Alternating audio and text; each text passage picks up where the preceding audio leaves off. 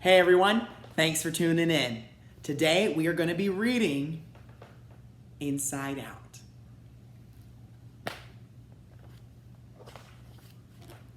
Here we go. As a lively little girl, Riley was always on the move. There was a whole world bustling with activity inside her mind, and headquarters was at the heart of it all. From there, Riley's 5 emotions watched each day unfold for their favorite little girl. Riley's lead emotion, joy, loved Riley more than anything and worked day and night to help her have the best life possible. The sight of yellow, happy memories rolling through headquarters let Joy know she was doing a good job. Joy liked being in control, but she understood why Riley occasionally needed her other emotions too. Well, most of them anyway. For example, Riley needed fear to stay safe. Be it power cords or puppies, whenever Riley faced a potential hazard, fear was there to carefully guide her out of danger. And of course, Riley needed Disgust's good taste to avoid being poisoned, both physically and socially. Disgust helped Riley steer clear of anything and everything she found repulsive, from horrible food to rotten people.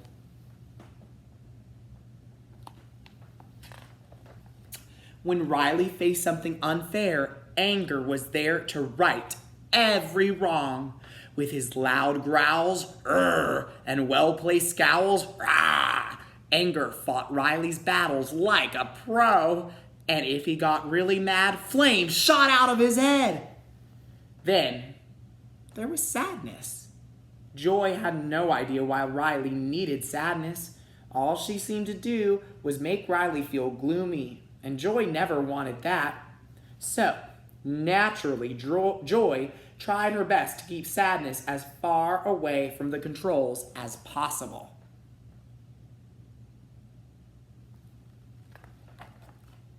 All of Riley's memories were important, but her 5 core memories formed from the biggest moments in her life were very important. Core memories powered Riley's islands of personality. Family Island, Honesty Island, Hockey Island, Friendship Island, and Goofball Island made Riley who she was. For years, Joy successfully ran headquarters, and Riley had a great childhood. Most of her memories were a happy shade of yellow, and her islands of personality thrived.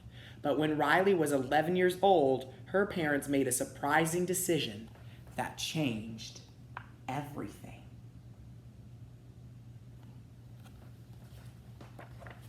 The family moved across the country from Minnesota to San Francisco, but the bustling city wasn't anything like Riley and her emotions expected. "I don't want to live here," Sadness whimpered when they pulled up to Riley's new house. "It's the worst," Disgust agreed. "The absolute worst." "This house stinks," Anger declared. "San Francisco is terrible," said Fear. Joy was determined to keep Riley happy. She had an idea for how to turn things around, so she plugged a light bulb into the console. All 5 emotions watched as Riley challenged her parents to a game of living room hockey. Soon, the whole family was having fun. Joy always seemed to make things better.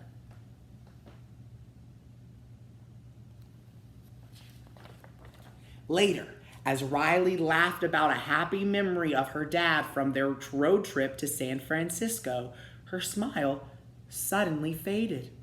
Sadness had turned the memory blue. "What did you do?" Joy asked. "I just touched it," Sadness said nervously. No matter how hard Joy tried, Riley's happy memory remained a sad blue one. Joy ordered Sadness not to touch any more of Riley's memories, but Sadness didn't listen. She accidentally knocked one of Riley's core memories out of the holder. Without its core memory, Goofball Island went dark. Joy quickly put the core memory back in place before Sadness could turn it blue. Goofball Island came back to life. Joy was worried, though. She needed to keep Sadness away from Riley's happy memories.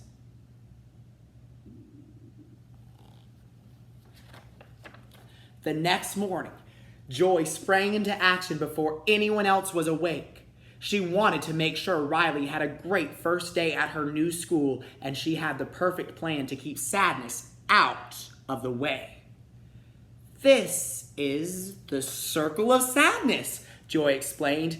"Your job is to make sure that all the sadness stays inside it." At school, Riley's new teacher asked her to introduce herself to the class.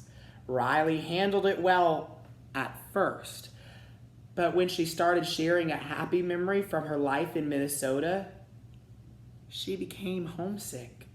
In headquarters, Sadness was touching the memory. Then things went from bad to worse.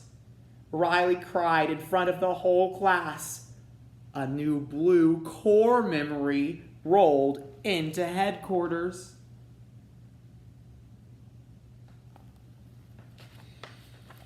Joy tried to get rid of the blue memory by sending it up the vacuum tube and out into the mind world, but Sadness wouldn't let her. During the struggle, Joy and Sadness dislodged the core memories from their holder. Riley's islands of personality went dark. As Joy raced around trying to make things right, the powerful vacuum tube sucked her up and out of headquarters, with Sadness and all of Riley's core memories right behind her.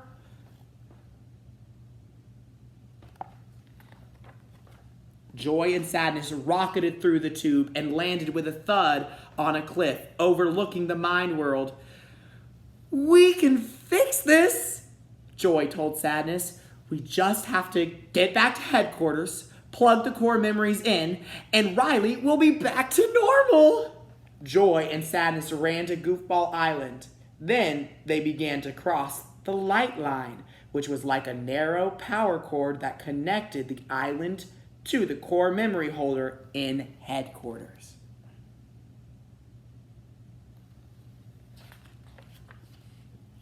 Things were not looking good for Riley or her remaining emotions. "Great," Anger grumbled. "We have no core memories, no personality islands, and no joy." They tried running things themselves, but it was a disaster. During dinner, Riley's parents noticed her strange behavior, and their emotions scrambled to figure out what was going on. It wasn't long before Riley was sent to her room.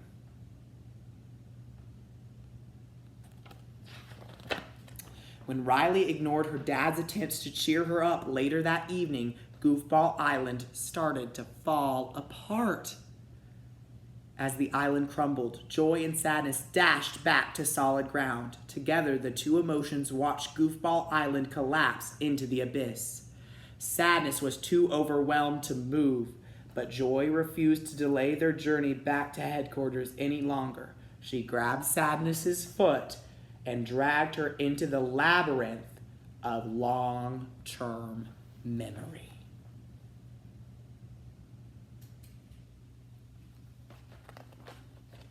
As Joy and Sadness meandered through the winding shelves of long-term memory, they came across two forgetters. It was the forgetter's job to vacuum up the old memories that Riley no longer needed and send them down to the memory dump. "Nothing comes back from the dump," one forgetter explained. Joy was horrified at the thought of throwing away Riley's perfectly good memories. But the forgetters explained that they needed to vacuum up old memories to make room for Riley's new ones. The following morning, Riley video chatted with Meg, her best friend from Minnesota. When Meg told Riley about a new girl on the hockey team, Riley got upset. "Oh, she did not just say that," snapped Disgust. A new girl? Fear asked in disbelief. Meg has a new friend already? Anger quickly took charge of the situation. I gotta go, Riley interjected, cutting the conversation short. As Riley slammed her laptop closed, Friendship Island started to groan and creak. Back in the mind world, Joy ran toward the terrible sound. Friendship Island disintegrated into the memory dump. That was your favorite, said Sadness. And now it's gone. Joy could think only of getting back to headquarters to help Riley. She had no choice but to return to the maze of long-term memory, dragging Sadness behind her.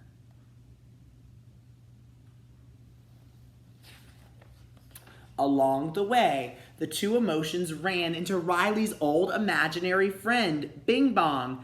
Bing Bong was part cat, part elephant, and part dolphin, but he was entirely made of cotton candy.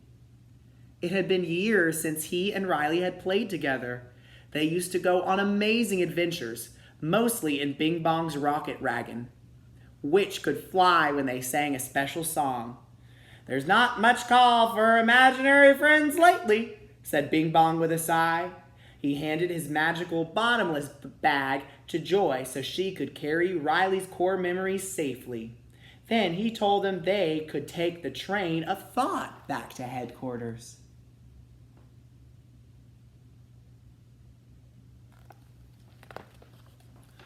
On their way to the train station, Bing Bong gave Joy and Sadness a tour of Imagination Land.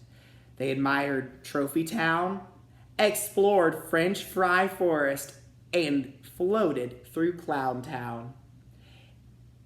Is it all going to be so interactive? Sadness asked Joy and Bing Bong as they leaped across lava with glee. They even saw some new parts of Imagination Land, like the imaginary boyfriend generator. Joy was not impressed.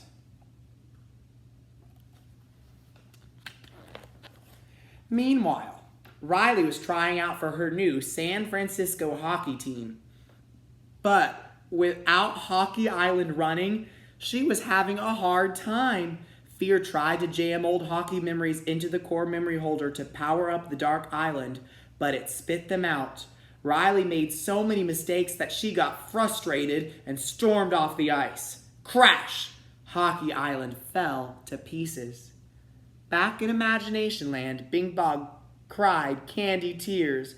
Mine workers had thrown his rocket wagon into the memory dump. Joy tried to cheer him up, unsuccessfully. But when Sadness sat beside him and listened, he started to feel better. Joy was baffled. How could Sadness have made Bing Bong feel better? She didn't have time to give it a second thought, though, because Riley had fallen asleep. They needed to wake her up so the train of thought could take them back to headquarters. Thankfully, Sadness spotted Dream Productions. Perhaps a lively dream would do the trick.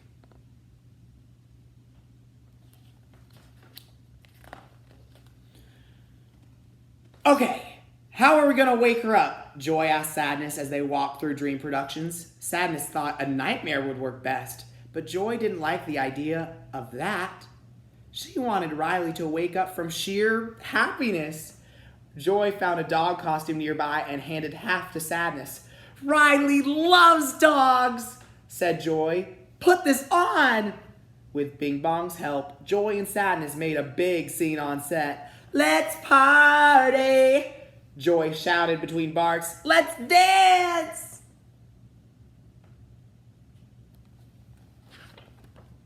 In headquarters, Fear was on dream duty. He watched Riley's dream of a dog playfully barking on screen. But when Joy and Sadness accidentally ripped the costume in half, it looked completely real.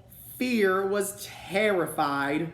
Sadness pointed at the sleep indicator. Scaring Riley was working. She was waking up, but before they could do anything else, the dream director called security. Whew. Sadness, Joy, and Bing Bong ended up in the subconscious, where Riley's deepest fears were kept, like Grandma's vacuum and Jangles, the birthday clown.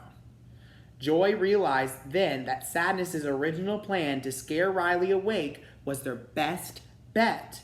So she led Jangles out of the subconscious and onto the dream production set. The sight of the giant clown created a terrifying nightmare that instantly jolted Riley awake.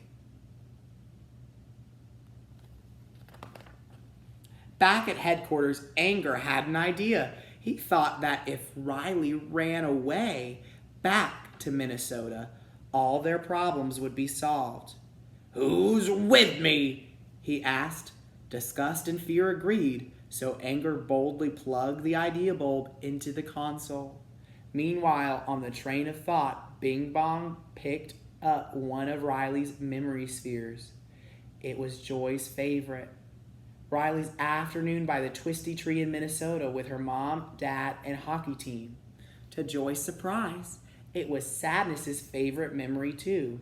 Of course, Sadness liked the sad part of the memory. Riley's team had just lost the big playoff game. Riley missed the winning shot. She felt awful, Sadness explained. Joy sighed. She had thought for a moment that Sadness was finally looking on the bright side of things.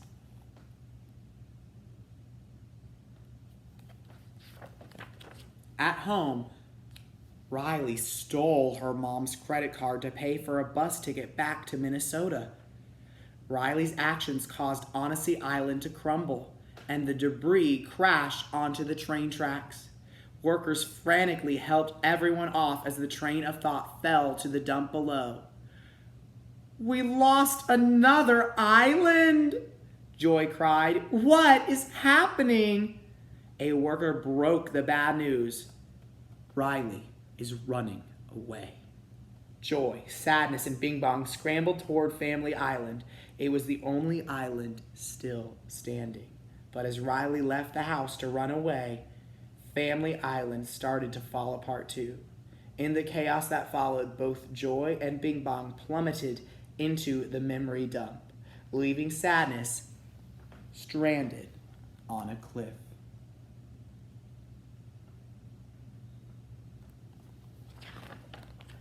Joy and Bing Bong felt hopeless as Riley's memories dissolved into the mist around them. Joy cried as she watched the Twisty Tree memory again.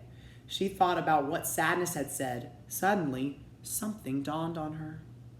Mom and Dad, the team, they came to help because of Sadness. Joy finally understood the importance of feeling sad and realized that Riley really did need Sadness. "We have to get back up there," Joy declared. By singing Bing Bong's special song, Joy and Bing Bong managed to find his rocket wagon so they could fly up and out of the dump. They raced down a mountain of old memories, singing their hearts out to get the rocket to fly. It shot in the air, but not high enough to reach the cliff above the memory dump. "Come on, Joy! One more time," Bing Bong said as he noticed his hand starting to fade. "I've got a feeling about this one." They raced down the hill one last time, singing together and gaining momentum. "Louder, Joy! Louder!" Bing Bong shouted. "Sing louder!" Then without Joy noticing, Bing Bong jumped out of the rocket. The rocket flew higher and higher until it landed on the cliff above. "Woohoo, Bing Bong! We did it! We did it! Suddenly, Joy noticed that Bing Bong was gone. She looked over the ledge. "Go!" Bing Bong cheered from below. "Go save Riley!" Joy watched sorrowfully as he bowed and faded away altogether. Riley's mind world rumbled, snapping Joy back to attention. she raced off to find Sadness. Meanwhile, Sadness was floating away on a cloud from Cloud Town. "I only make everything worse," she cried as Joy chased after her. Suddenly, Joy had a crazy idea. Using the imaginary boyfriend generator, she created a tower of boyfriends and stood at the very top. "Now!" Joy shouted as the boyfriends launched her to a trampoline on Family Island. She bounced up and caught Sadness in midair. The two soared across the sky and smacked right into the windows of headquarters. But how could they get inside? Disgust had a plan. She made Anger really mad and used him like a blowtorch to cut a hole in the glass. Joy and Sadness quickly climbed through. Reunited, all 5 emotions watched as Riley got onto the bus. "Sadness, it's up to you," Joy said. "Me?" Sadness hesitated. "I can't, Joy." Joy gently pushed Sadness toward the console. "Yes, you can. Riley needs you," she said. "Now go."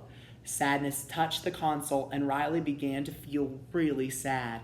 She thought about her parents and felt even sadder. She wanted to be with them. "Wait! Stop!" Riley shouted to the bus driver, rising from her seat. "I want to get off." Riley jumped off the bus and raced back home. Sadness helped Riley talk to her parents and tell them how she really felt. "I know you don't want me to, but I miss home," Riley said through her tears. "I miss Minnesota." "I miss Minnesota too," Dad replied. "I miss the woods where we took hikes. And the backyard where we used to play," added Mom. Riley's parents understood. It was okay to be sad. Then they hugged her tight, and Riley knew that even though things were hard right now, everything was going to be just fine. It wasn't long before Riley was enjoying her life in San Francisco. With new interests and friends came new core memories and new islands of personality. Riley was growing and changing every day. But no matter what happened, joy, sadness, fear, anger, and disgust would always be with her, helping her through each day as a teen. Thank you for tuning in and listening. I hope you guys have a great day. See you soon.